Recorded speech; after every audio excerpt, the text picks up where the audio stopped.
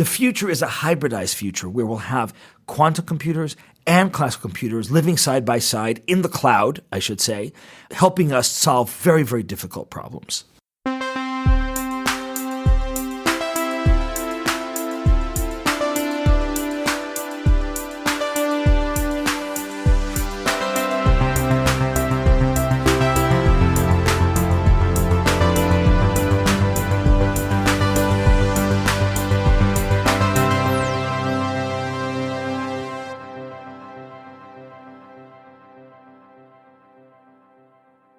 So this is Heja Framtiden. We are recording from Epicenter in Stockholm at SIME Conference 2019. I'm sitting here with Jack Hidary. Welcome to the show. Hey, thanks, Christian. You're here in your personal capacity, as you mentioned before. You work with Alphabet X, formerly Google X, and also you're a writer, a researcher, and entrepreneur. Is that a correct description? Yes, definitely. Good. You were here to talk today to the SIME audience about quantum computing. Yeah, today we had a really fun discussion around quantum computing, but also was able to discuss quantum sensing and quantum communication. All these three together, Christian, form this field that we term quantum information sciences, QIS. One of the main goals of the field is to create a lot of acronyms and abbreviations. And so we have no shortage of acronyms and abbreviations. But one of them is QIS, Quantum Information Sciences. And I think that your listeners today will start hearing more about it in the next few years, because quantum technologies, be it communication, sensing, or computation, will start impacting our lives in different ways. Can you give us examples? Yeah, sure. So if we look at quantum sensing as an example, quantum sensing is something that can be done now. We don't have to wait till the future. We don't have to wait till a million of these things we call qubits. There's many near-term applications of quantum sensing. An example would be the magnetic fields around different parts of the body. So, for example, the brain has a magnetic field associated with it because anytime you have electricity, you have magnetic fields. And so there is something called an EEG, of course, electroencephalogram, that detects the electrical activity of the brain. But there's also devices around the world today already called MEGs, magnetoencephalograms. And these MEGs are detecting the magnetic field that is generated by the electric field of the brain. Okay. So you might say, why? Why do we need such a thing? Well, it turns out that the ability to pick up the electric field is mainly limited to the surface electrical activity of the brain, the cortical activity of the brain. And that is very important and very interesting, and EEGs can tell us a lot. But also, if you want to know about the deeper parts of the brain, kind of a 3D imaging of the brain activity, then magnetic fields are actually a little better because they penetrate farther from their source through the bone, through the skin, out to the detector. So MEG, magnetoencephalography, is a complementary channel to EEG. And traditionally, it's been very laborious to try to get such a signal out. You'd have to have very large machines in large rooms that have to be kept at super cool temperatures. But things are now changing. The future of MEG is probably in different kinds of quantum sensors that are quite portable and quite inexpensive and don't necessarily require cryogenic, that is very, very cold temperatures. So this is changing the way we think about medical imaging. It's also going to change the way we think about material science. If you had a certain material that you're developing to be, for example, in an electric vehicle battery or to be part of some other product that you have, and you wanted to know more about that particular material, you'd want to use a quantum sensor to know about its magnetic properties and other properties. And so these sensors, these quantum sensors that take advantage of quantum mechanical properties, they're going to become very ubiquitous in our society. And maybe we should also begin by defining quantum computing. Yeah. How do you define it? So we talked about quantum sensing. We can talk more about quantum communication, the second leg of the stool. And then the third leg of the stool is quantum computing. But the core definition of quantum computing is any computer that is taking advantage of quantum mechanical properties to do the computation. So, of course, every computer we have, laptops, supercomputers, of course, have quantum mechanics at their core in the sense that the whole world is made up of the laws of quantum mechanics. But that is different than saying that they're using quantum mechanics to do the actual computation. So a quantum computer, let's say, for example, one that uses qubits, quantum bits. Quantum bits are very different than bits. Bits is short for binary digits, and we call them binary digits because they can take on one of two values, 0 or 1. Binary digits, bits, that's what we have in all of our computers today. A qubit is a quantum bit, short qubit. And what is a quantum bit? Well, a quantum bit can take on a much larger range of values. It can take on the 0, and it can take on the 1, just like the bit, but also can take on any combination, a linear combination, we say, of 0 and 1. And so actually that's an infinite range of values. This larger canvas that we have to work with in the qubit versus the bit means that we have a very different kind of computer. And so to actually make this a reality, we have to make hardware that actually has what we call a two-level quantum mechanical system. That is, something at the very, very small scale that actually can take on two different types of values, 0 and 1, let's call them, but also any, what we say, superposition of these two. And all superposition means, Christian, is that we can have, again, these linear combinations of 0 and 1. We can have, for example, some state that whose probability of becoming 0 and 1 is 50-50 or 80-20 or 70-30 or something like that. So there's an infinite number of possibilities. And Max Born, a physicist in 1926, gave us Born's rule. And what Born's rule says is that if you have a state in superposition and you measure that state, then the probability of getting, say, the 0 or the 1 is the square of the number right before it. So we can have states of 0 and 1, combinations of 0 and 1, where the probability of getting 0 is very high and ones where it's very, very low. The one thing to know about quantum mechanics that helps us a lot here, that's versus the intuition we have, Christian, in our normal lives, is that in our normal lives, the way we go about business with Newtonian kind of physics and what we call classical physics, kind of the world that we generally interact with, in this world, when we measure something, we don't really affect it. Right now, here on the table in front of us, I have a water bottle. It's a reusable metal water bottle, of course, not a plastic water bottle. And if we measure this, Christian, if we measure the height, the weight, if we hit photons against it so that we can see it, we don't really affect the bottle itself. The bottle stays as is. So measurement in our classical world doesn't affect the object that you're measuring. But in the quantum world, that's not the case. In the quantum world, when you measure something, you profoundly affect it. And so this fact is something that we can use for quantum computation.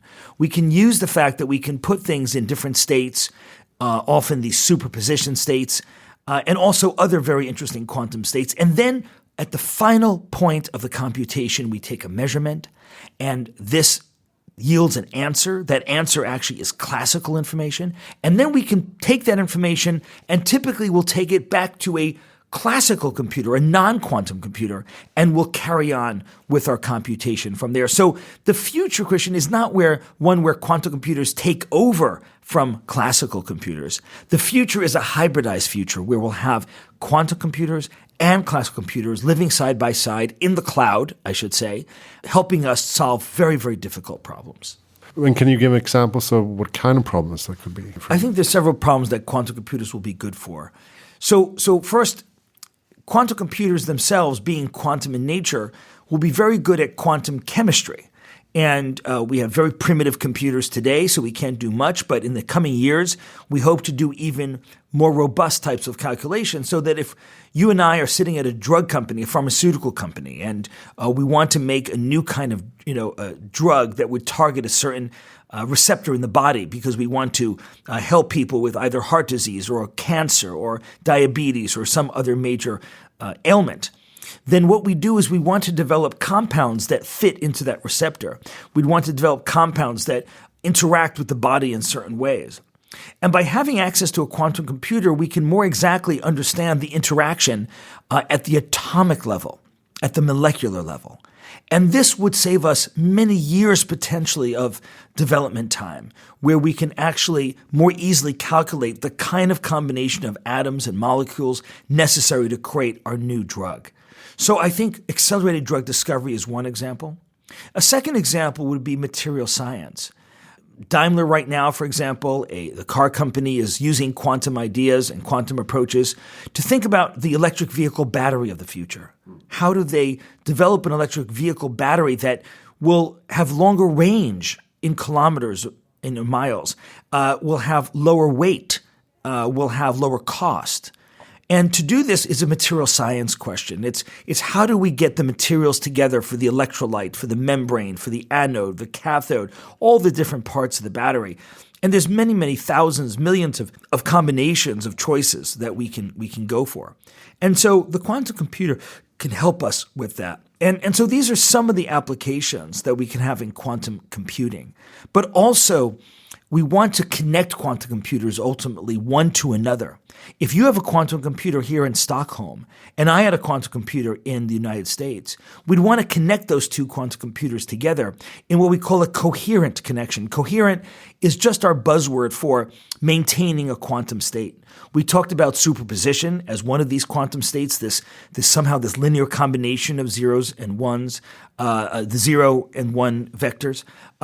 We also have another interesting quantum state called entanglement. People listening now may have heard of entanglement, and this is what really vexed Einstein till the last days of his life. He was very upset about, quote, spooky action at a distance. And entanglement tells us that we can take two particles and bring them close together and entangle them, get them into a quantum correlation so that even when we bring them very far apart, they're correlated, their states are correlated so that when we measure one, the other moves into a state that's correlated with the first. And this is a special kind of correlation that cannot be explained by classical means. And so if we wanted to transmit a photon, for example, across a piece of fiber optic cable, and we wanted to maintain its entanglement with another photon that's somewhere else, we'd have to have a new kind of internet, a new kind of network, and that would be a quantum coherent internet. Coherence meaning that we can maintain these special quantum states. So if, again, going back to quantum computing, you had a quantum computer here in Stockholm, and I had one in the US, and we wanted them to collaborate, these two quantum computers, and pass quantum states back and forth to each other, we would need a quantum internet. And what's amazing is now it's already beginning to form. So we see already here in Stockholm, labs at KTH working on the beginnings of the nodes of these quantum internet areas. And in Switzerland, this is happening. In the UK, it's happening. In the US, it's happening. In China, it's happening.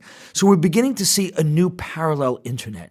Just as in 1969, there were a number of nodes at universities and national laboratories connected to create what we now know as the internet, then as the ARPANET, then DARPANET, now internet.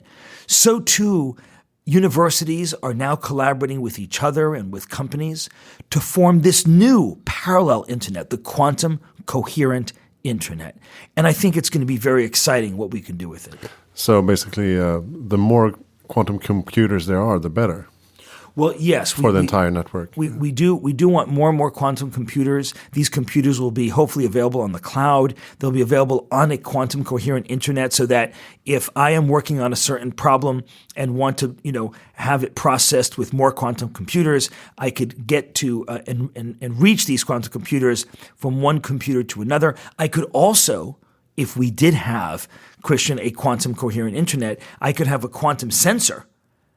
And then I can connect that sensor via a coherent internet to a quantum computer for immediate processing. Okay. And so one term that we can kind of coin today, perhaps, is QIoT. We all know about Internet of Things and all the thermostats and the cameras and other sensors that already are on the internet today, and there'll be billions more coming on the internet. We know about all the trackers of luggage and trackers of freight and cargo and all these different sensors and tags that are now so ubiquitous on the internet. And this forms the IoT mesh. But now a QIoT will now begin to form. These are quantum sensors. Sensors for life sciences, as I mentioned earlier, for medical applications, but sensors also for other kinds of things. And they'll be connected to this quantum internet. And a quantum internet will be able then to transmit that data across its network and to processors of various kinds. So I think it's a very exciting future over the next 5, 10, 20 years. This will take quite a while to realize the full effect of this. But it's beginning now. It's like we were just here in 1969 at the beginning, and people said there might be something called an internet. Mm-hmm. It sounds similar. Yeah. And it's also like nations and universities and research labs that are connected. All collaborating, yes. Yeah, so it's very, very exciting. I'm seeing a lot of collaboration across all these different stakeholders, and I think that it's going to start gaining in pace in the next 4 or 5 years. I think as people realize that this is going to be very powerful. But Christian, one of the things holding this industry back is the difficulty to gain the knowledge to get into the space. It's not the easiest space to get into from a knowledge perspective. One, in some sense, has to have knowledge of 4 or 5 different fields to enter the space with some expertise. One has to know about quantum mechanics itself, these special states we talked about, superpositions, entanglements, Born's rule, all these different aspects of quantum mechanics. And then one has to think about theoretical computer science, not the computer science that we day-to-day deal with of just coding, in Python, some machine language model to recognize images, for example, but theoretical computer science. And this deals with the questions of what is computable? What are the kinds of computational problems that we can actually compute? That we can compute in what we call polynomial time, that is, in a time that we can do in a kind of normal computer, in the reasonable time that we expect, and those that are become exponential in nature and become almost impossible to compute on the classical computers that we have today. But then with quantum computers, perhaps there's a new, what we call complexity class, a class of problems that are intractable on a classical computer, but tractable on a quantum computer. And we call this class of problems, Christian, BQP. BQP is a class of problems that I think listeners will start to hear about over the next 4 or 5 years. And people can look it up, and there's great Wikipedia articles and even videos on YouTube about BQP now. A very geeky subject, but now I think we'll start to enter wider adoption. And BQP stands for Bounded Error Quantum Polynomial Time. And that's a lot of geeky terms, but basically what it means is the kinds of problems such as factoring large integers into 2 prime factors that would be very difficult for a classical computer to do, but now becomes possible. This problem of factoring large integers into 2 prime factors, why is this exciting to anybody? It's exciting because this is the basis of RSA security. It's the basis upon which the secure communications that we all use every day uses. And so when we transmit credit cards to buy something online, when we use various messaging protocols in various apps, we're using RSA to do that. And it's not known actually in which computational class, in classical terms, factoring large integers is. Is it in P? Is it in NP? All these different terms. But we do know it's very, very difficult. What I can tell you is that it is in BQP. That is, if you had a quantum computer, you can ultimately crack these large integers into 2 prime factors, not the quantum computers of today, but those coming in the next number of years. They'll get bigger and bigger number of qubits. Their fidelity, we also look at fidelity, that is the ability of the qubit to maintain its state upon being acted by an operator. Is that something that it can maintain with high fidelity? So we also look at that. These are all factors in building the quantum computers of the future. And knowledge-wise, you also wrote a book about this called Quantum Computing and Applied Approach. Yeah, I decided to take a Sunday and write this book. No, it took longer than that. But it was a work of great devotion because I feel passionately that we need to democratize this knowledge. It's time to democratize this knowledge to a wider set of people. There are many engineers who want to know this. There are many researchers who want to know about quantum computing. The general public wants to know about quantum computing. And so there was a need for a book that would be very up to date, have the latest information, not just about the background one needs to get into this field, and I do cover that background in the book, but also the practical nitty gritty, the nuts and bolts, the actual code that you would need to type in Python to actually get these computers to do something. And so there is a book, as you mentioned, called Quantum Computing, An Applied Approach, and people can find it online, on Amazon, for example, and other places. But there's also the website, and the website is free, and people can access the code on the website. I do want people to download the code and play with it. And there's lots of problems and questions and challenges on the website that people can challenge themselves with, because the initial quantum computers are all, again, on the cloud. You don't have to buy a quantum computer to get into this. And I recommend people go to various cloud providers and check out those quantum computers that are available and start playing with this. Even before you access a real quantum computer, you can download these various software frameworks and you can have what's called a simulator. This is a simulation environment in which you can run your quantum code on your own laptop.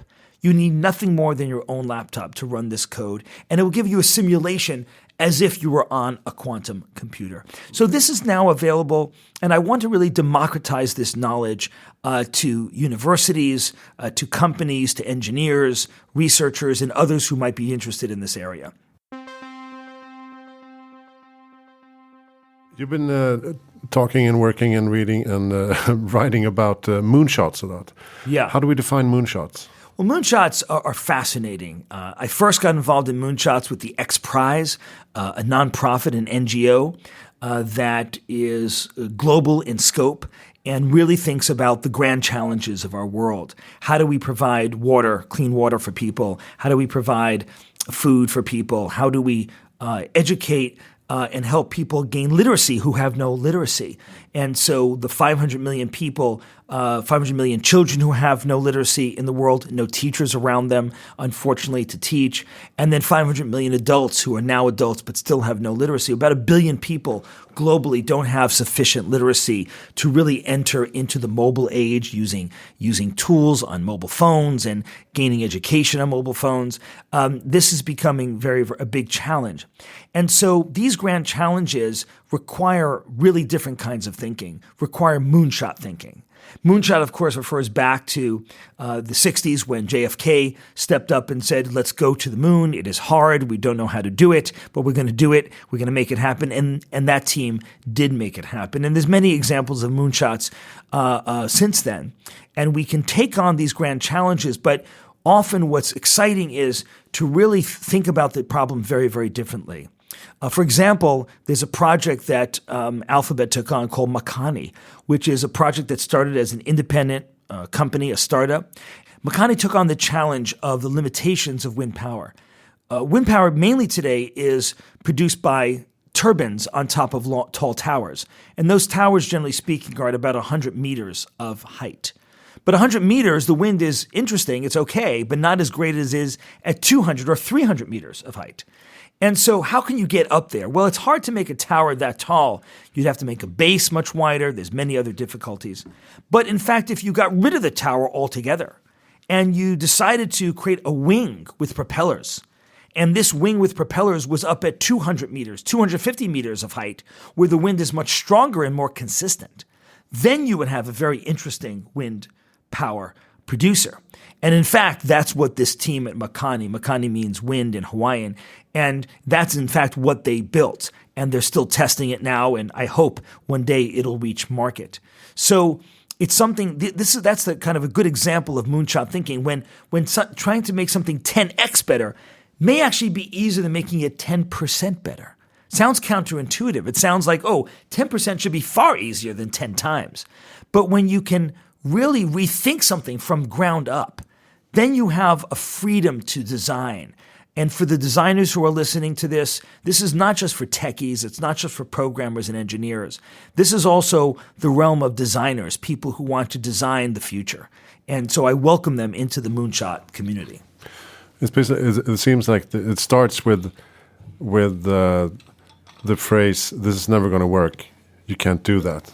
Well, Christian, one thing we've learned is that we often have to doubt the so-called experts.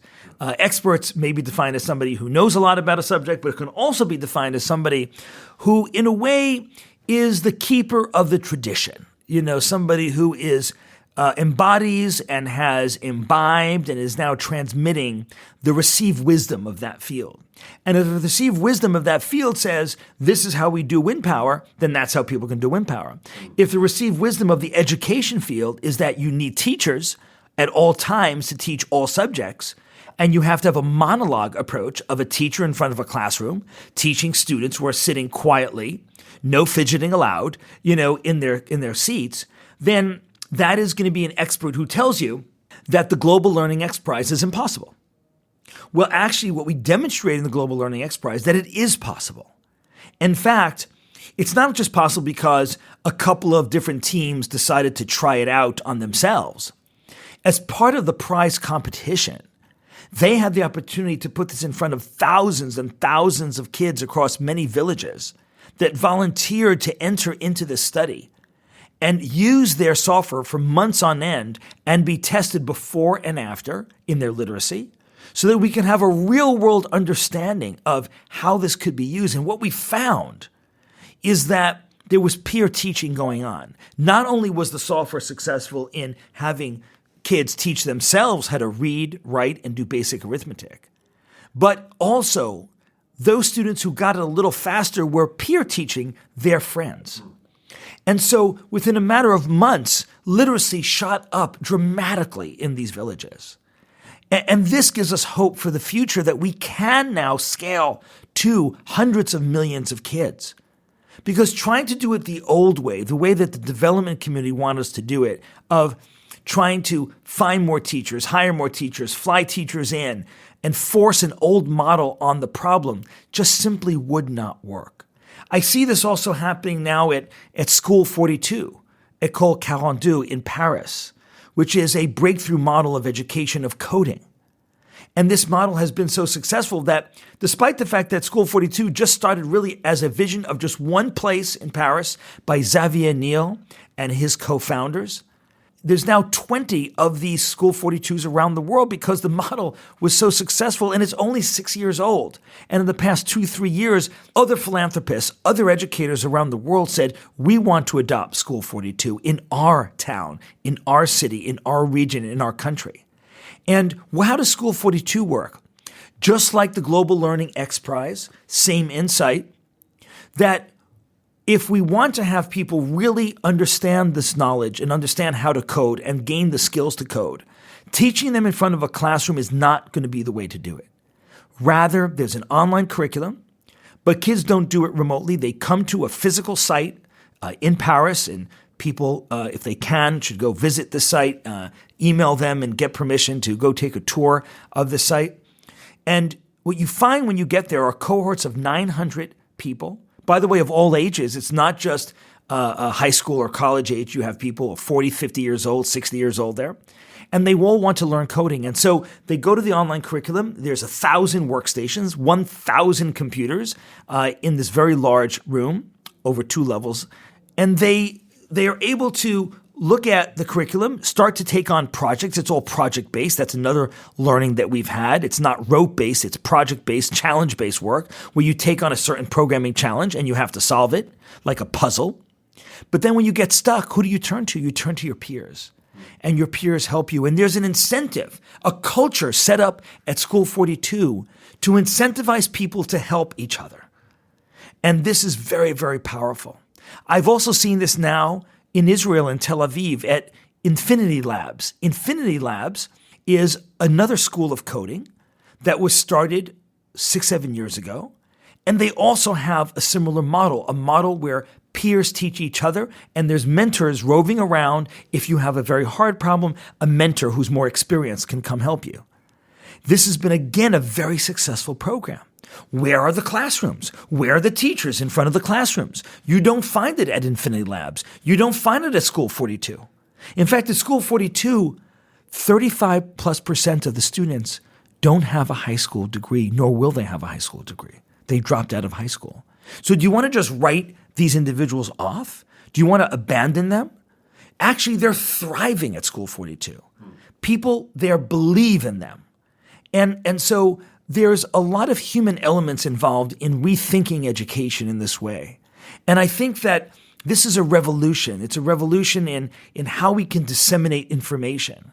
Yes, there's a role for universities and some kind of lectures and things like that. But if you want to scale to thousands and thousands of people and giving them free tuition, did I mention that School 42 has no tuition, no cost at all? And so how would you achieve that? If you have the old model, you have to pay a lot of teachers. You have to have a lot of overhead. You have to have a lot of traditional textbooks. But School 42 achieves its efficiency in part because of this revolutionary model. So I think that knowledge and education is the key. It's the key to quantum computing. Coming back to our initial subject, if you want to get into quantum computing, you'd have to have a lot of knowledge. But if one wants to go through that knowledge in a very traditional way of years and years and years of classroom experience, it's going to be a while before they get there. Rather, I think what's exciting is that can we set up peer-based teaching and other new forms of education to disseminate this knowledge very, very rapidly. It sounds like many of these much needed systemic changes in the world are actually plausible.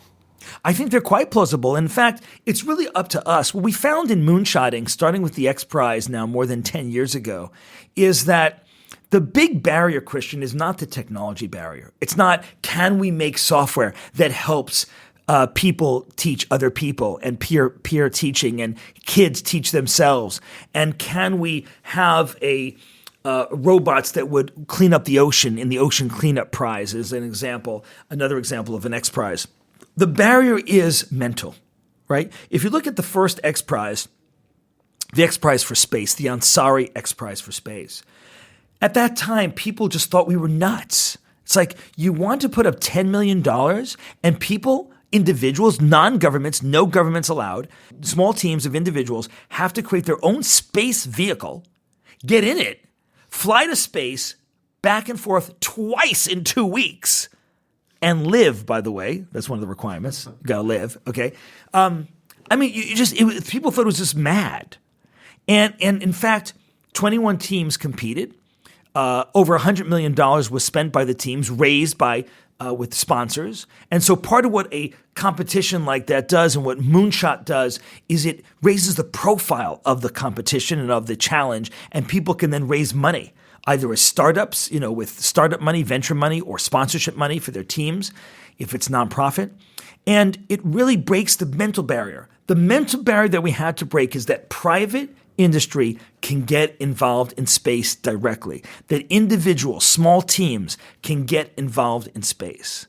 And, if you ask SpaceX, if you ask a lot of the companies today, they will tell you that they drew a lot of inspiration from the early days of the X Prize, of the Ansari X Prize, that breaking the barrier that it had to be only large governments that got things into space, either people or cargo or satellites or things like that. And now there's classes at universities where they make CubeSats, little mini CubeSats, just centimeters across on each side, and they launch these into space.